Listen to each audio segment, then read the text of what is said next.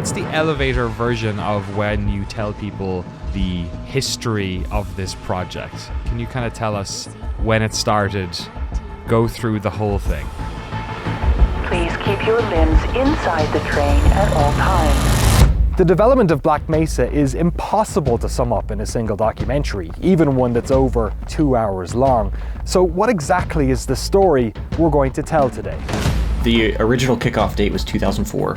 It actually started as 2 projects. The original intent was to just upgrade some textures, upgrade some models, and then once the projects merged, they realized that they had like an even larger goal of sort of re-envisioning Half-Life. It's like 50 to 100 people of varying contribution levels.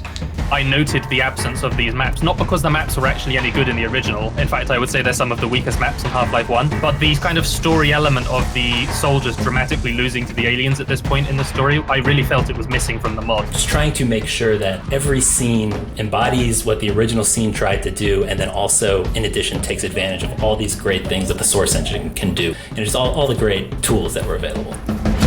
I've got my little corner, and I'm sticking to it.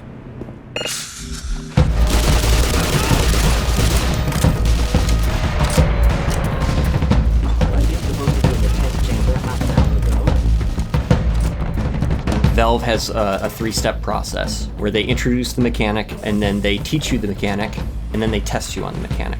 We noticed that players could solve puzzles without knowing they'd solved the puzzles, which doesn't make any sense because it's not a puzzle if you don't understand that you're trying to solve a problem. It's just doing things.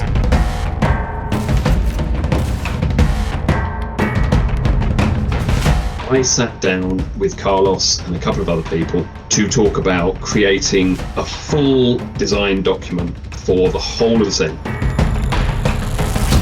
I love collaborating with this team. Like, I've worked with this team for 15 years. Almost all of us had full-time jobs. Some people are architects, some people are nurses. Valve threw us the keys to the kingdom and let us do whatever the heck we wanted to. It's almost half my life of working with people who really care about that and who wanted to see it through.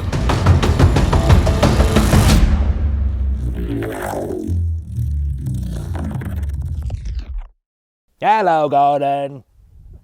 Why do we all have to wear these ridiculous ties?